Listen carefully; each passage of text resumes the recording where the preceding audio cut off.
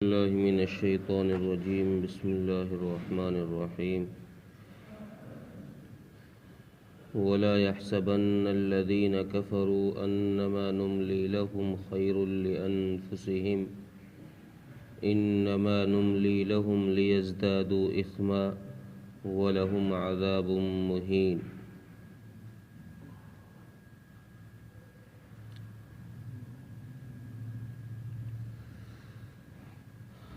پچھلی آیتوں میں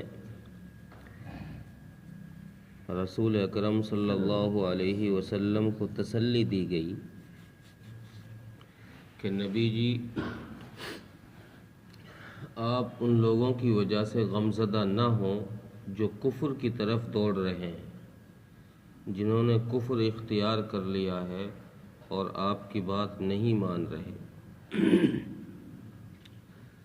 اور نہ ان اہل کتاب کی وجہ سے آپ غمزدہ ہوں جنہوں نے ایمان کے بدلے میں کفر کو خرید لیا۔ ان سب کے لیے دکھ دینے والا عذاب ہمارے پاس ہے۔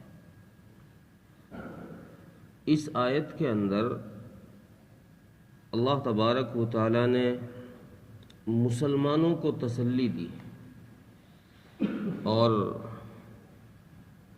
تسلی دیتے ہوئے اللہ تعالیٰ فرماتے ہیں کہ ان کافروں کے پاس جو ہم نے راحت اور آرام کا سامان دنیا میں دے رکھا ہے، یہ اس لیے نہیں ہے کہ ہم ان کے ساتھ بھلائی کا ارادہ کر رہے ہیں۔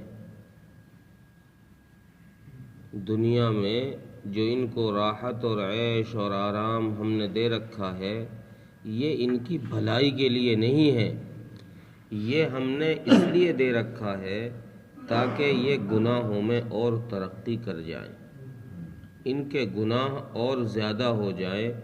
جب گناہ زیادہ ہوں گے تو سزا بھی زیادہ ہوگی۔ تو اس لیے اللہ تبارک و تعالی مسلمانوں سے کہہ رہے ہیں کہ مسلمانوں تم گھبراؤ نہیں، تمہارے پاس اگر حالات تنگ ہیں، تمہارے پاس وہ عیش اور آرام کی چیزیں نہیں ہیں جو ہم نے ان کو دے رکھی ہیں، تو تم اس سے گھبراؤ نہیں، یہ کوئی اچھی چیز نہیں ہے۔ دنیا کا عیش و آرام مل جانا یہ کوئی اچھی چیز نہیں ہے، یہ ہم نے ان کو اس لیے دیا ہے کہ یہ ان چیزوں کو جتنا غلط جگہ استعمال کریں گے، جتنا ان سے اللہ کی نافرمانی کا کام یہ لوگ کریں گے، ان کے لیے یہی چیزیں گناہ کا باعث بنیں گی، سبب بنیں گی، جس کی وجہ سے ان کو سزا زیادہ ملے گی۔ اور حضرت ابو بکر رضی اللہ عنہ کی حدیث ہے کہ رسول اکرم صلی اللہ علیہ وسلم سے پوچھا گیا، اے رسول اللہ، سب سے بہتر آدمی کون ہے؟ آپ صلی اللہ علیہ وسلم نے ارشاد فرمایا، جس کی عمر لمبی ہو اور اعمال اچھے ہوں۔ عمر لمبی ہو اور اعمال اچھے ہوں۔ پھر پوچھے گا، یا رسول اللہ سب سے برا آدمی کون ہے؟ آپ صلی اللہ علیہ وسلم نے ارشاد فرمایا، جس کی عمر لمبی ہو اور اعمال برے ہوں، اعمال اچھے نہ ہوں۔ تو اس حدیث میں اشارہ یہ ہے کہ اگر انسان کی زندگی کے اعمال خراب ہیں تو یہ اس کے لیے بہت بڑا نقصان کا ذریعہ بنیں گے، اور اللہ تبارک و تعالی دنیا میں ہر انسان کو اس کی مرضی کے موافق چیزیں نہیں عطا فرماتے۔ انسان یہ چاہتا ہے کہ مجھے میری مرضی کے مطابق چیزیں مل جائیں، لیکن اللہ تبارک و تعالی اپنی مرضی کے حساب سے ہی چیزیں عطا فرماتے۔ جس کے لیے جو بہتر سمجھتے ہیں اس کے لیے وہ چیز عطا فرما دیتے ہیں۔ بعض دفعہ نااہل آدمی ہمیں نظر آتا ہے، کمزور آدمی نظر آتا ہے، دماغ سے کمزور نظر آتا ہے، لیکن اللہ تبارک و تعالیٰ اس کے پاس دنیا کے اتنے اسباب دے دیتے ہیں کہ انسان حیران رہ جاتا ہے۔ اور بعض دفعہ بڑا ہوشیار آدمی، عقل مند آدمی، اور وہ دنیا کے اعتبار سے بالکل خالی ہاتھ بیٹھا رہ جاتا ہے۔ تو اللہ تبارک و تعالیٰ انسان کو اس کی مرضی کے حساب سے نہیں دیتے، اپنے حساب سے دیتے ہیں۔ جو چیز اللہ کو بہتر لگتی ہے وہی چیز اللہ تبارک و تعالیٰ انسان کو عطا فرما دیتے ہیں۔ اور پھر حدیث میں ہے کہ مسلمان کی خواہشات کے پوری کرنے کی جگہ یہ دنیا نہیں ہے۔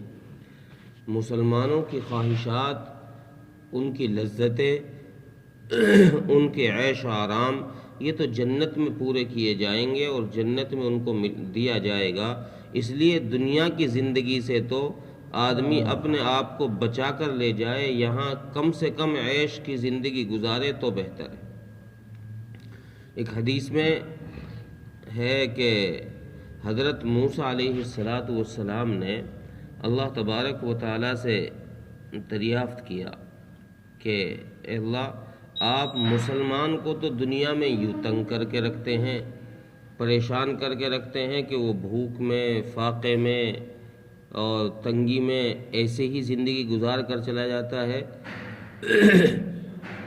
اصل میں واقعہ یہ ہوا کہ حدیث میں جو نقل کیا گیا ہے کہ ایک مسلمان کی موت کا وقت قریب تھا، اس کو روح نکلنے لگی تھی کہ روح کے نکلنے کی شدت کی وجہ سے پیاس لگی، تو اس کے پاس صراحی رکھی ہوئی تھی جس میں پانی رکھا ہوا تھا۔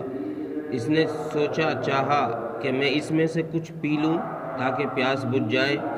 اس نے جو ہی اس صراحی کی طرف ہاتھ بڑھایا تو وہ صراحی، چونکہ روح اس کی نکل رہی تھی، ہاتھ میں کپ کپی تھی، وہ صراحی سے ہاتھ ٹکرا گیا، جا کر پکڑ میں نہیں آئی، جس کی وجہ سے وہ لڑک گئی، گر گئی اور ٹوٹ گئی، وہ پانی سارا بکھر گیا، جس کی وجہ سے یہ مسلمان پیاس کے ہی حالت میں دنیا سے چلا گیا۔ دوسرا ایک شخص جو کہ کافر تھا، نافرمان تھا، اس کی موت کا وقت جب قریب آیا تو اس کو خواہش پیدا ہوئی کہ مجھے مچھلی چاہیے۔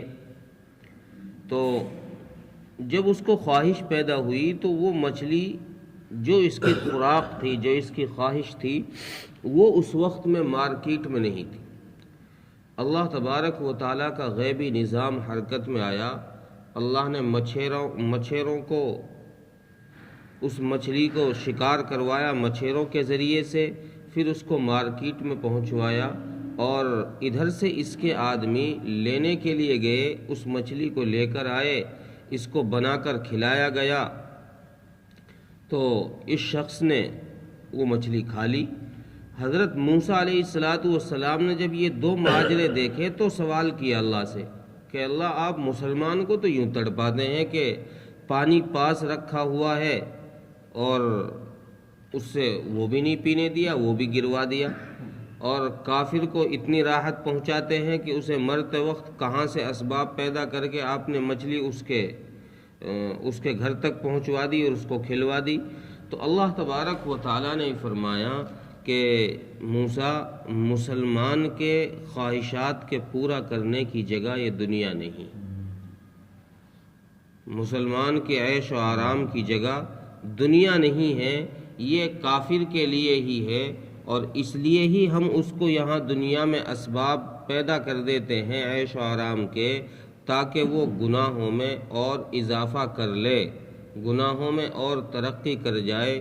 مسلمان کو اس لیے نہیں دیتے تاکہ وہ گناہوں سے بچا رہے اور کم گناہ اس کی زندگی میں ہوں، تاکہ ہمارے یہاں سزا بھی کم ملے، اور اس کی جو عیش کی زندگی ہے وہ ہم ساری جنت کے اندر پوری کریں گے۔ تو اس آیت کے اندر اللہ تبارک و تعالیٰ نے یہ اشارہ دیا، مسلمانوں کو تسلی دی کہ تم گھبراؤ نہیں، ان کے محلات، ان کے بنگلے، ان کے کوٹھی، ان کے عیش و آرام، ان کافروں کو ہم نے جو کچھ دے رکھا ہے، اسے دیکھ کر تم گھبراؤ نہیں، یہ ہم نے اس لیے دیا ہے تاکہ یہ گناہوں میں ترقی کریں، اور اصل تو ان کے پاس جب یہ گناہوں میں ترقی کر جائیں گے، گناہ زیادہ ہوں گے، تو ہم نے ان کے لیے اپنے پاس میں ذلیل کر دینے والا عذاب رکھا ہے۔ عذاب مہین، ذلیل کر دینے والا عذاب ہے۔ ایک عذاب ہوتا ہے دکھ دینے والا، ایک ہے ذلیل کر دینے والا۔ پیچھے جو مشرکوں کو اور اللہ تبارک و تعالیٰ کی نافرمانی کرنے والوں کو جو عذاب دیا گیا، پیچھے ایک عذاب کا ذکر آیا کہ ہم ان کو دکھ دینے والا عذاب، یعنی سخت تکلیف دینے والا عذاب ان کو دیں گے، اور یہاں فرمایا کہ ہم ان کو ذلیل کرنے والا عذاب دیں گے۔ جتنی انہوں نے عیش کی زندگی دنیا میں گزاری، وہ ساری عیش کی زندگی ان کی ذلت میں تبدیل کر دیں گے ہم آخرت میں۔ اتنا ذلیل کریں گے کہ وہ ساری دنیا کی زندگی کے عیش آرام کو ایک لمحے میں بھول جائیں گے۔